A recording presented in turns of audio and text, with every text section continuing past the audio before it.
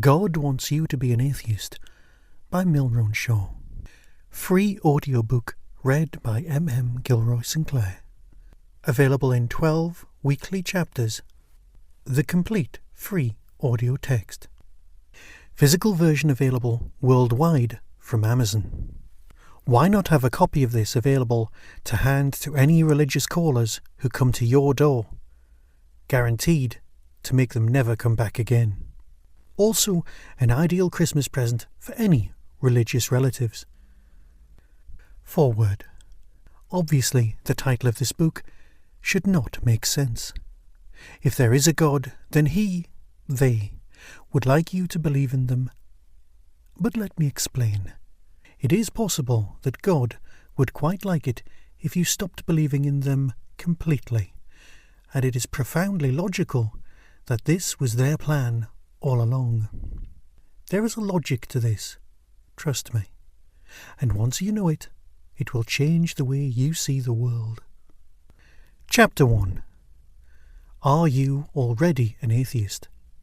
There are several types of atheists, in the same way that there are many different types of Christian groups. In most of the world, religions have a unifying or core idea, one true God, or Jesus was the Son of God, and was also in human form, etc. But beyond this, there are several concepts that differentiate and produce a set of subgroups.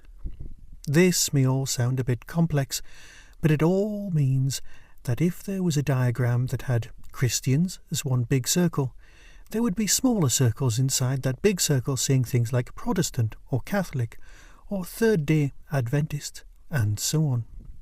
Now, between these subgroups, there are things that set them apart from each other.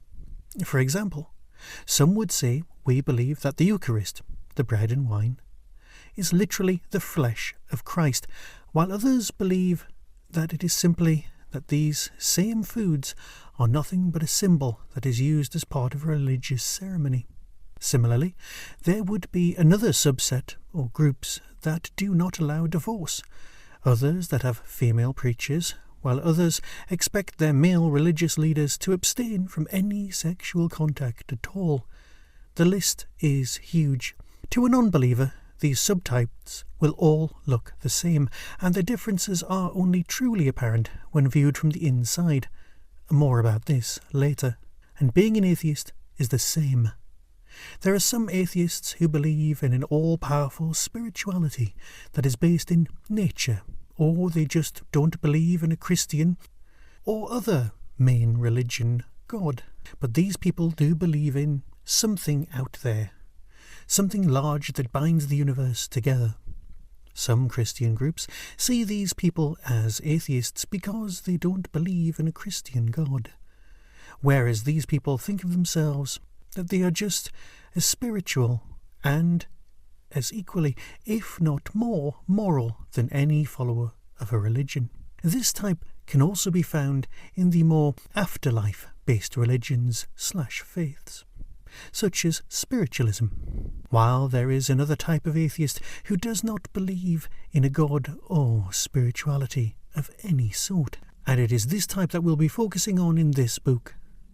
This group sees the world as part of nature, where a planet as wonderful and as diverse as the one we live on does not need a God of any sort, not a creator or moral arbiter.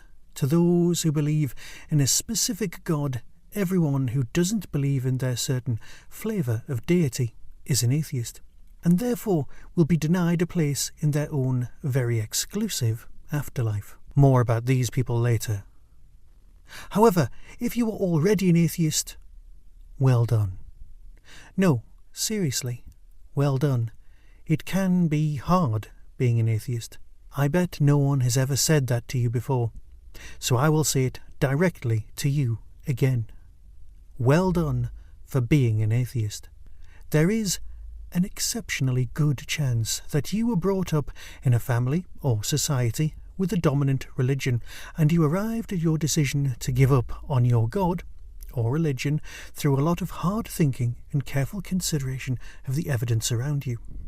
You probably believe in facts and science, and even the theory of evolution, as well as the hard evidence provided by geology. You may have had some sort of life experience that showed you that the faith your parents gave you was lacking, and this took it away. There could have been the death of a loved one, or even the knowledge that a world where a God of any sort, which allowed child cancer to exist, is simply not worthy of the sort of worship that churches seem to demand. It could be something as simple as finding yourself going down a logical rabbit hole and asking yourself if the Egyptian and Greek gods of the past were all just seen as myths at this point in history. Will our religions be seen the same in the future? You may be gay, or somewhere else on the huge multicoloured spectrum of love, a love that was previously illegal but society has now embraced. And yet the church of your childhood refuses to acknowledge the love you have for other human beings. So you have abandoned your faith, as your very existence is against their ancient and unbending rules. You may, and this is the rarest type, have read the actual holy books, written exclusively by men in the past, and thought to yourself, hang on, this can't be right.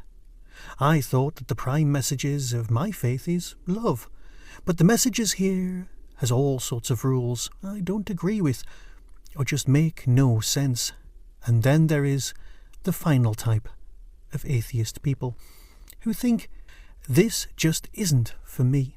These thoughts and conclusions can take a lifetime to arrive at, but these thoughts do come to most people. However, this book isn't about these people. This is about how God really wants you to give up on them for a reason, and that reason makes a lot of sense. Trust me, once you realise that this is what God wants, it will change your whole life forever.